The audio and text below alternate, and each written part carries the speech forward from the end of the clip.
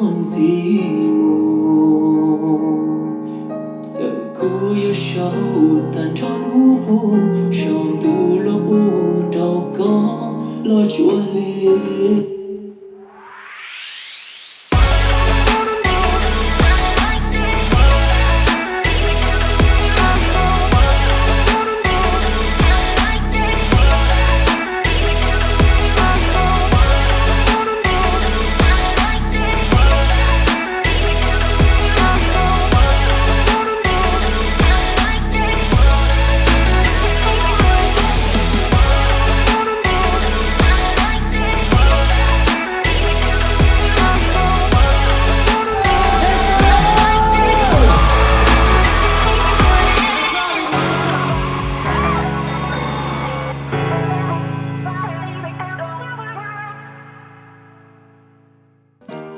Hey, what's up, you guys? Welcome back to my channel. I know it's been a while since I've released any new content.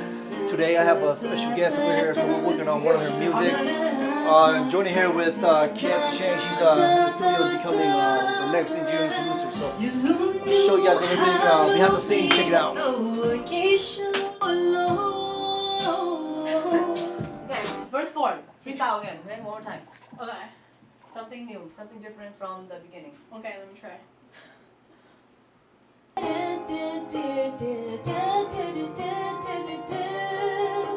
Oh, okay, yeah, I get it. Yeah, so like, okay, Yeah. okay, I get it. Like the old school, you know, and ends it like that. Yeah. Let's try that. Let's try that for now, and then we'll fix it later.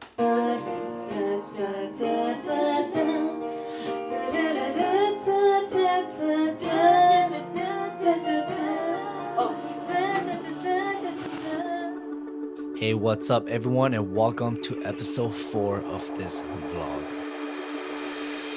Usa chami lu mu to pe chan chai wa ni nyang gao na okay.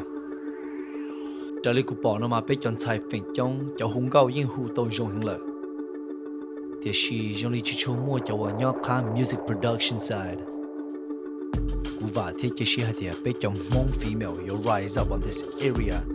You ha dia ne han nyang mu cha khan da no thia. I encourage you all. You guys have my support.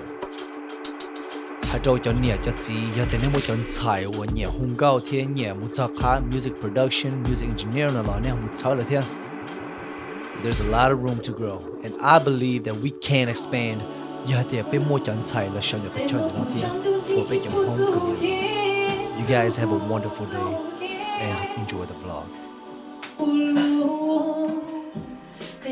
Trong đồn đi chỉ phụ du kê. Trong đồn đi chỉ phụ đồn đi. No, not do.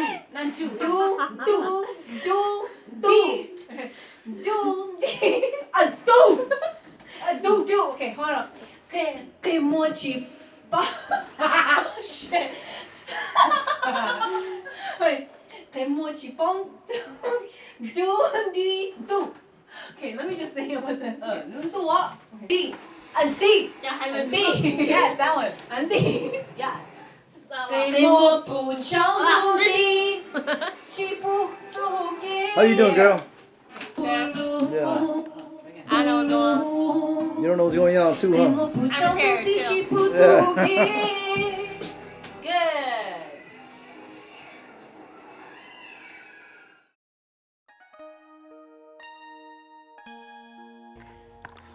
Hey, what's up, you guys? Welcome back to my channel. I know it's been a long time since I released any new content. Here I have a special guest with me, biết từ legendary Kue Lee đó, tôi câu nhiều trong câu. Đúng chưa? Ở trong tàu. Lúc nào giờ như lúc rồi hay. Lúc nào cũng tàu tôi thọ bé tụ bé ở Venice. Tôi cần đến lúc studio thế, tôi có trong câu. Thế chuyên sản xuất là trong xe tàu tôi đã tôi chỉ là của ý tu director.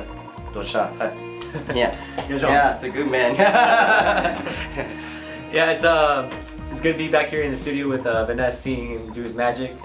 It's always great music that comes out of here, and this is where most of all the good Hmong industry music comes out. And Kue Lee, những cái tàu những cái special song hiện tại sẽ shine on it.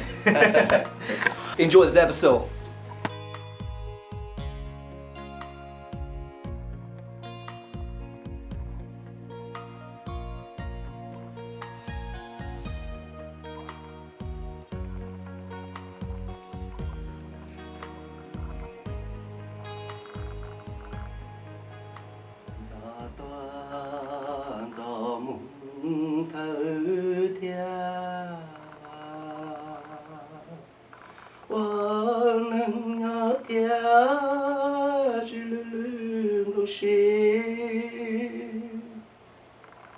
ô rồi dùng cái liệu u lông lúa ba hoặc chỉ cho dùng lúa ba ta rồi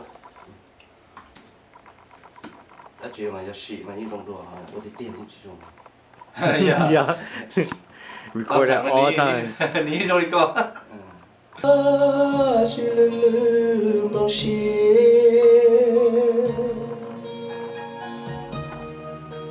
giờ ta giờ muốn thơ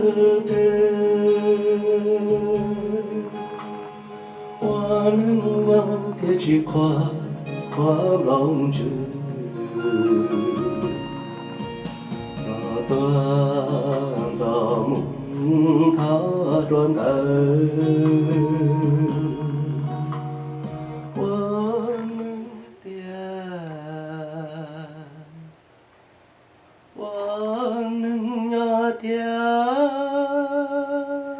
chỉ lưng lòng xì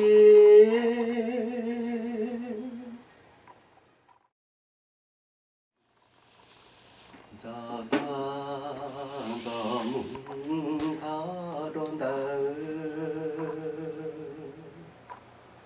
hoa nâng nhà tia chỉ mama lúc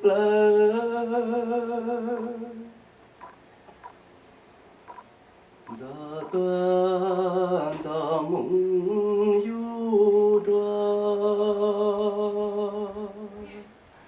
luôn mỗi inu tư lúc nu yang nhớ châu vi su vi ban lo châu lẫn tư tia li thâu ta kể qua nâng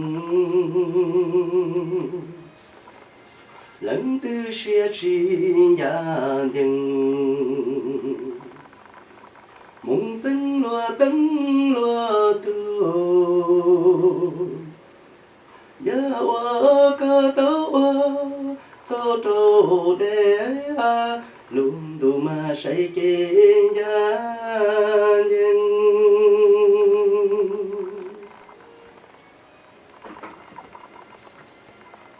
大你個聲係因為乜借落聲，你全弄啲綠聲會真啊！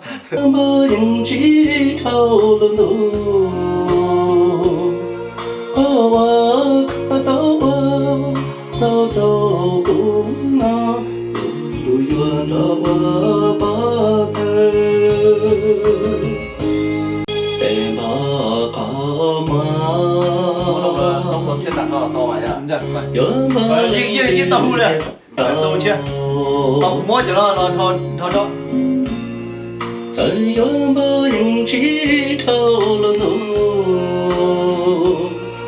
có qua có tàu sao tàu cũng na lúc tôi duyên đó ba thề. Giờ chỉ lưu chỉ qua sông hải.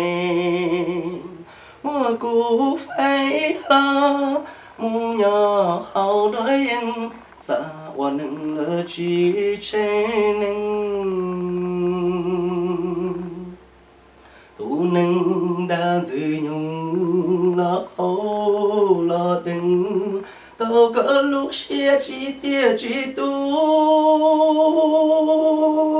chỉ cú lúc lời cú lúc mình xì của mọi